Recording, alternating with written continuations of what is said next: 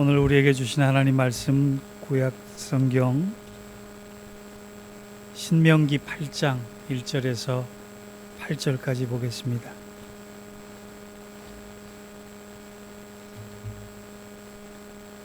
제가 한 절 읽고 여러분 한 절 읽도록 하겠습니다. 내가 오늘 명하는 모든 명령을 너희는 지켜 행하라. 그리하면 너희가 살고 번성하고 여호와께서 너희의 조상들에게 맹세하신 땅에 들어가서 그것을 차지하리라. 내 하나님 여호와께서 이 40년 동안에 내게 광야길을 걷게 하신 것을 기억하라. 이는 너를 낮추시며 너를 시험하사 내 마음이 어떠한지 그 명령을 지키는지 지키지 않는지 알려 하심이라. 너를 낮추시며 너를 줄이게 하시고 또 너도 알지 못하며 내 조상들도 알지 못하던 만나를 내게 먹이신 것은 사람이 떡으로만 사는 것이 아니요 여호와의 입에서 나오는 모든 말씀으로 사는 줄을 내가 알게 하려 하심이니라. 이 40년 동안에 내 의복이 헤어지지 아니하였고 내 발이 부르트지 아니하였느니라. 너는 사람이 그 아들을 징계함 같이 내 하나님 여호와께서 너를 징계하시는 줄 마음에 생각하고 내 하나님 여호와의 명령을 지켜 그의 길을 따라가며 그를 경외할지니라. 내 하나님 여호와께서 너를 아름다운 땅에 이르게 하시나니 그것은 골짜기든지 산지든지 시내와 분천과 샘이 흐르고 일과 보리의 소산지요 포도와 무화과와 석류와 감람나무와 꿀의 소산지라. 아멘. 이는 하나님 말씀입니다.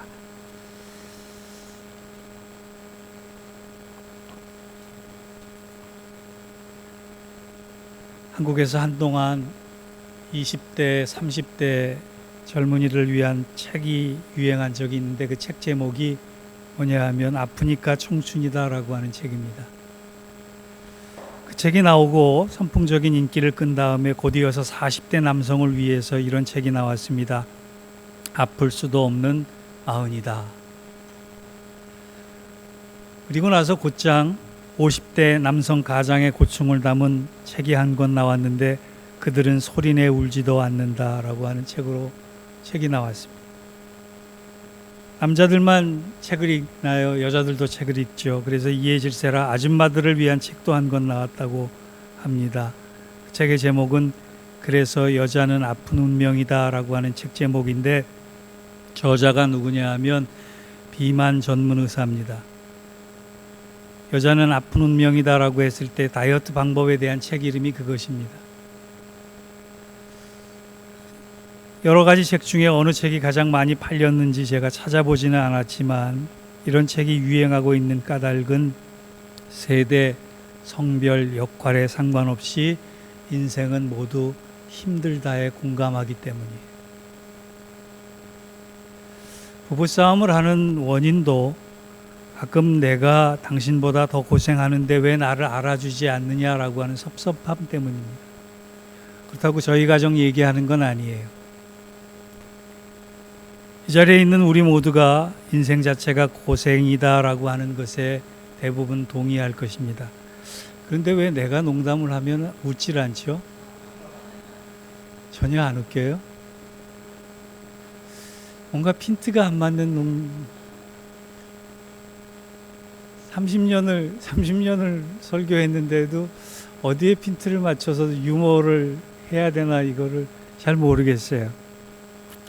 그냥 좋은 성도는 다른 게 아니라 목사가 그냥 웃기려고 한다고 하면 그냥 막 웃어주는 것도 나쁜 것이 아닙니다.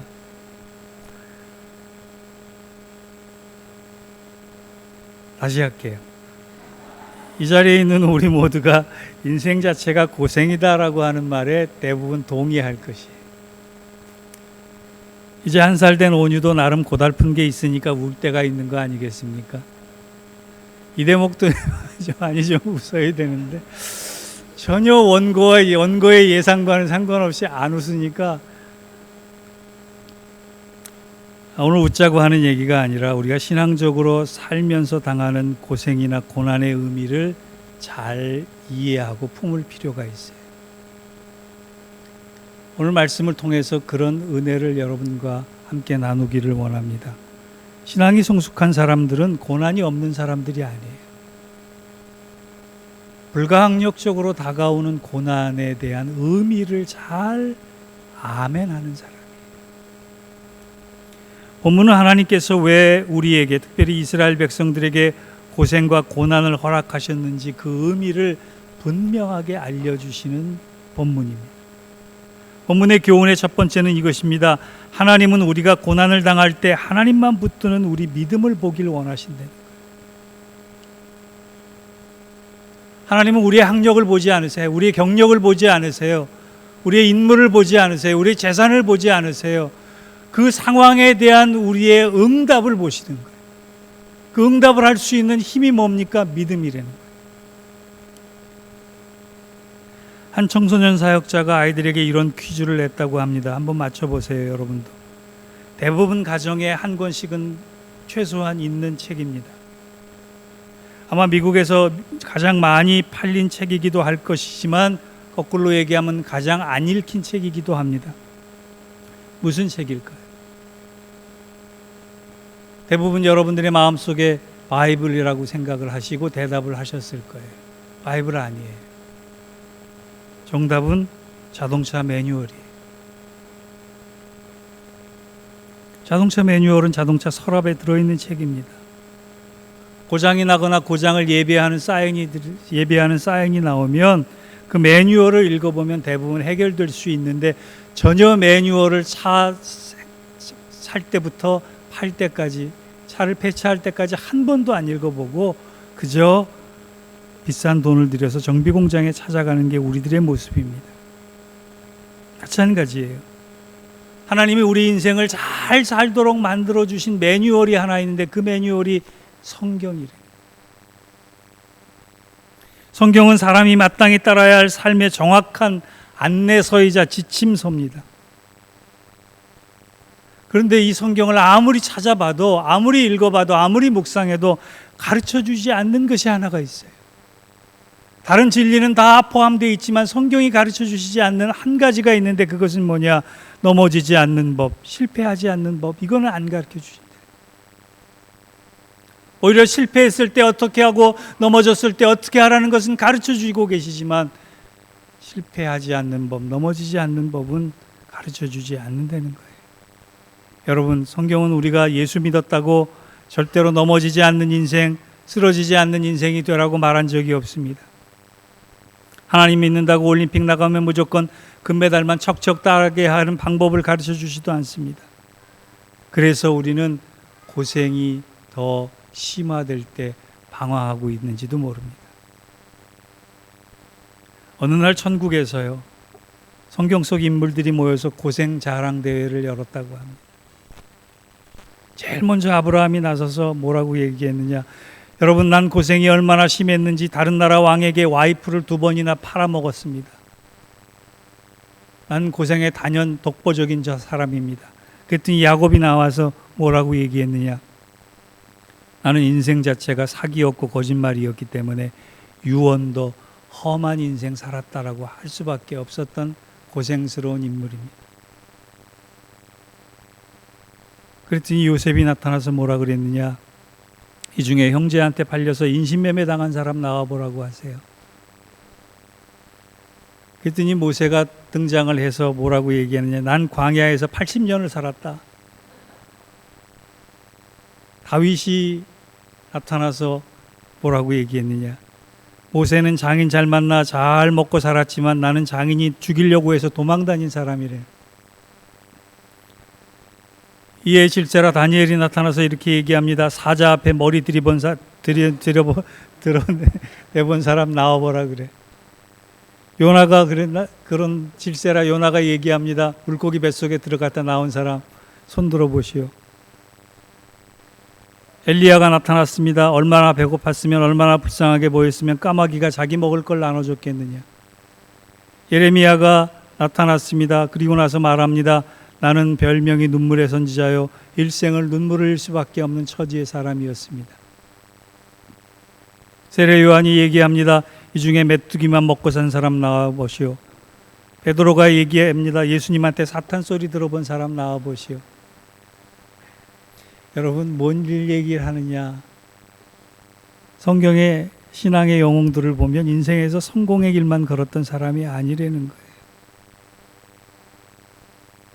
신앙의 영웅들도 고단한 고생을 통해, 인생을 통해 하나님을 붙잡았을 때 비로소 하나님에 의해서 믿음의 조상이 됐고 민족의 지도자가 됐고 예수님의 수제자가 된 거예요.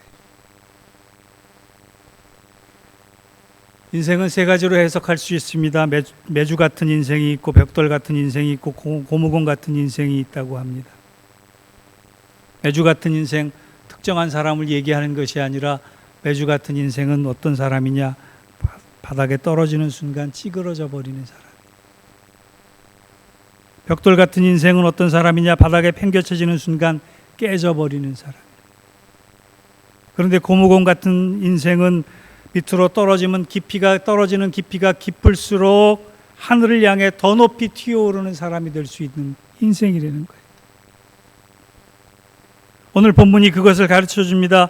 본문 2절에 이런 말씀이 있어요. 내 하나님 여호와께서 이 40년 동안에 내게 광야길을 걷게 하신 것을 기억하라. 이는 너를 낮추시며 너를 시험하사 내 마음이 어떠한지 그 명령을 지키는지 지키지 않는지 알려 하심이라. 하나님께서 우리에게 고난과 고생을 허락하신 이유가 믿음의 등수를 매기기 위해서가 아니라 너의 마음이 어떤지를 보겠다라고 하는, 너의 믿음이 어떤지를 보겠다라고 하는, 고생해서 찌그러지는 사람이 되겠느냐, 깨지는 사람이 되겠느냐, 튀어오르는 사람이 되겠느냐를 보시겠다라고 하는 거예요. 오늘 말씀을 준비하면서 목사는 성도들의 스토리에 예민합니다. 그 스토리를 붙잡고 가슴앓이를 해요. 성도들에게 들려오는 소식은 좋은 소식만이 아니에요. 아픈 사연도 많아요. 힘든 사연도 많아요. 그럴 때 중보합니다. 하나님, 왜 건강을 잃게 하시고, 왜 명예를 잃게 하시고, 왜 물질을 잃게 하시고, 왜 직장 때문에 고생하게 만드십니까? 그러면 하나님이 분명한 사인을 주세요. 나만 붙잡을 것을 보기 위해서다. 우리는 간혹 이런 질문을 합니다. 하나님, 왜 내가 넘어지기 전에 좀 잡아주시지 않습니까? 왜 내가 바닥까지 내려가기 전에 손잡아 끌어올려 주지 않습니까? 그런데 하나님은 그 바닥까지 가도록 만드시는 이유가 있어요. 바닥에서만 만날 수 있는 하나님을 경험하기 위해. 낮아지고 겸손해져서 하나님을 바라볼 때 하나님 안에서 있는 사랑과 은혜가 얼마나 소중하고 귀한 것인지를 새롭게 깨달을 수 있도록 만들어 주신다. 그전에는 우린 절대로 보지 않습니다. 그전에는 절대로 구하지 않습니다. 그전에는 절대로 구별하지 않습니다.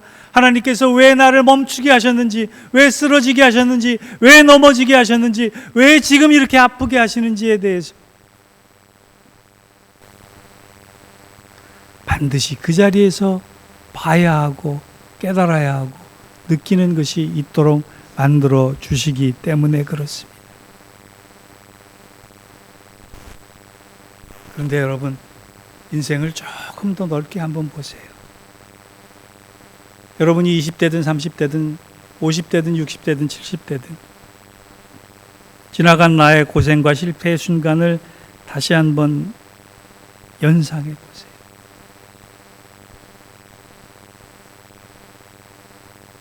매주처럼 찌그러지긴 했으나 완전히 망하지 않았고, 벽돌처럼 깨지지 않았으나 어느 순간인가 다시 붙어 있었고, 고무공처럼 힘을 얻어서 튀어오를 수 있었으나 그것은 내 힘이 아니라 하나님의 은혜의 힘으로 되었다라고 하는 것입니다.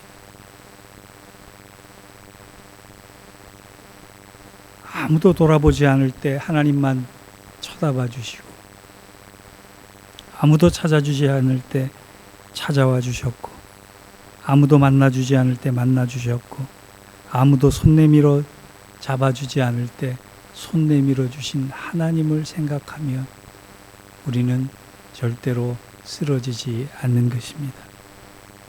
잠언 24장 16절에 보면 이런 말씀이 있어요. 대저 의인은 7번 넘어질지라도 다시 일어나려니와 하는 말씀이 있습니다. 우리가 신앙이 성숙되기 전에는 넘어질지라도에 붙잡혀 있어요. 하나님 넘어지면 어떡합니까? 하나님 실족하면 어떡합니까? 하나님 두려운 순간을 맞이하면 어떡합니까? 하나님 쓰러지면 어떡합니까? 그런데 신앙의 힘을 경험하고 은혜를 경험한 사람은 이렇게 얘기합니다. 내가 넘어질지라도 다시 일어날 수 있다.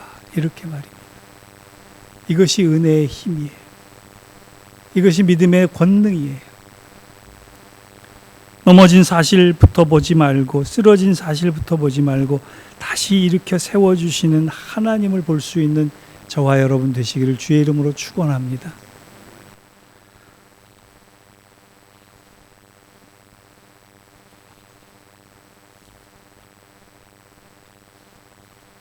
그리고 오늘 본문의 두 번째 교훈은요, 고난을 주시는 이유는 고난 중에서만 허락받는 하나님의 은혜가 있기 때문이라는 거예요. 고난을 주시는 이유는 고난 중에서만 허락받는 하나님의 은혜가 있기 때문에. 이스라엘 백성들이 오늘 말씀을 받는 장소는 광야입니다. 광야가 아니면 지금 모세가 고별 설교를 하고 있는 이 말에 공감하지 않을 거예요. 하나님은 이 말씀을 비옥 같은 고센에서 주지 않으셨어요. 하나님은 고센 땅에서 이스라엘 백성들이 잘 번성해서 자라도록 하시다가 어느 날 바로 왕을 통해서 학대를 허락하십니다. 왜냐하면 그 풍요로움 가운데 이스라엘 백성들이 하나님을 잊어버렸기 때문에 그래요. 하나님을 생각해내지도 않았어요. 하나님을 바라보지도 않았어요. 여러분, 인생이 너무 재밌기만 하면 천국 갈 생각 안 합니다. 인생이 너무 흥미롭기만 하면 하나님 쳐다볼 생각 안 합니다. 이 세상 즐기는 동안에 천국 소망을 동시에 가지기는 어려운 것입니다. 세상의 고통이 나에게 올 때에는 하나님께서 주시는 새로운 소망, 믿음의 소망, 하늘의 소망, 우리의 정체성을 찾는 소망이 그 안에 있기 때문에 그렇습니다. 신명기 8장 3절 오늘 본문 말씀을 보면 이런 말씀이 있어요. 너를 낮추시며 너를 줄이게 하시며 또 너도 알지 못하며 내 조상들도 알지 못하던 만나를 내게 먹이신 것은 사람이 떡으로만 사는 것이 아니요 여호와의 입에서 나오는 모든 말씀으로 사는 줄을 내가 알게 하려 하심이라. 이 말씀을 보면 자칫 오해하기 쉬운 게 내가 굶어 죽더라도 성경책만 보면 다 해결된다라고 하는 뜻이 아니에요. 여호와의 입에서 나오는 모든 말씀으로 산다라고 하는 것은 하늘에 속한 사람들만 가질 수 있는 정체성, 그 정체성 때문에 오는 은혜, 그 은혜의 힘으로 살아가는 거예요. 연이어 4절을 한번 보시기 바랍니다. 이 40년 동안에 내 의복이 헤어지지 아니하였고 내 발이 부르트지 아니하였느니라. 여러분, 옷을 볼 필요가 없어요. 발을 볼 필요가 없어요. 이 말씀의 진정한 뜻은 광야를 걷는 동안, 우리가 만나를 집중하는 동안 하나님은 나에게 다른 일을 감당할 수 있도록 만들어주시는 사랑으로 기다리고 계신다. 7절과 8절의 말씀을 볼까요? 내 하나님 여호와께서 너로 아름다운 땅에 이르게 하시나니 그곳은 골짜기에든지 산지에든지 시내와 분천과 샘이 흐리고 밀과 보리의 소산지요 포도와 무화과와 석류와 감람들의 나무와 꿀의 소산지라. 여러분, 광야를 걷는 길, 배고프고 줄이고 힘들고 목마르고 아프고 고생스러운 그 길을 가는 동안 하나님은 다른 곳에서, 다른 산지에서 내가 먹을 풍요로운 과실을 만드시고 준비하시고 물을 흐르게 하시고 꿀을 예비하신다라고 하는 거예요. 내가 고된 광야를 걷고 있는 동안 그것으로 끝나는 것이 아니라 하나님은 나에게 주어진 시험을 내가 믿음으로 감당하는 동안 나를 위해 다른 필요를 채우시고 계신다는 거예요. 이 사실이 믿어지면 뭐가 걱정스럽고 뭐가 염려스럽겠습니까?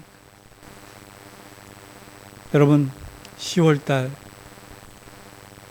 아니 9월달 내가 원치 않는 어려움 가운데 계시는 분이 계시다면 하나님이 이 어려움을 내가 믿음으로 감당하는 동안 나를 위해 또 다른 은혜를 준비하고 계시는 것을 믿으실 수 있기를 바랍니다. 제랄드 메이가 쓴 중독과 은혜라고 하는 책을 보면 아주 좋은 말이 한 문장이 나와요. 하나님의 은혜는 항상 존재하며 항상 유효하며 항상 선하며 항상 승리하게 한다. 이것이 은혜를. 이제 결론을 맺습니다. 이스라엘 백성들의 간증은 애굽 살 때 생기지 않았습니다.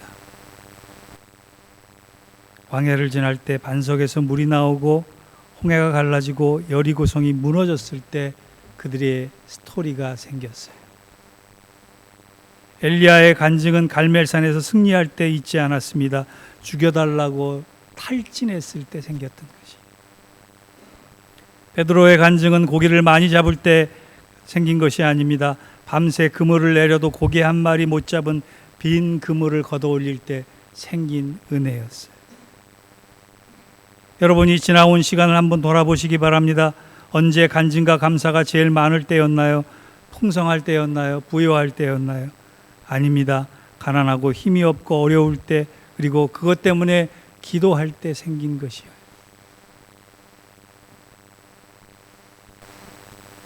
감사한 것은 하나님은 우리를 평생 광야에 놓아두시지 않으십니다. 우리를 반드시 약속의 땅 가나안에 들어가게 하시는 사랑의 하나님이십니다. 고달픈 인생길 하나님만을 붙들어 보시기 바랍니다. 그리고 다른 어떤 것보다 하나님의 은혜를 먼저 구해 보시기 바랍니다. 그러면 다가오는 10월달 하늘의 문제가 해결될 때 동시에 땅의 문제도 함께 해결되는 은혜를 누리게 될 것입니다. 그 은혜와 축복이 우리 믿음의 공동체 가족들에게 풍성하게 임하기를 주의 이름으로 축원합니다. 기도하겠습니다. 하나님의 은혜는 항상 존재하며 항상 유효하며 항상 선하며 항상 승리케 하신다라고 하는 말씀을 기억나게 하셔서 감사합니다. 어려움 가운데 은혜를 갈망하는 귀한 성도들의 삶을 축복하시고 문제보다 더 큰 하나님의 선한 사랑을 기대어 하나님의 은혜를 갈망할 때 더 큰 문제, 더 큰 고난을 이기고 승리의 찬송, 감사의 찬송을 부를 수 있는 귀한 성도들의 삶이 되게 하여 주옵소서. 감사드리며 예수님의 이름으로 기도하옵나이다. 아멘.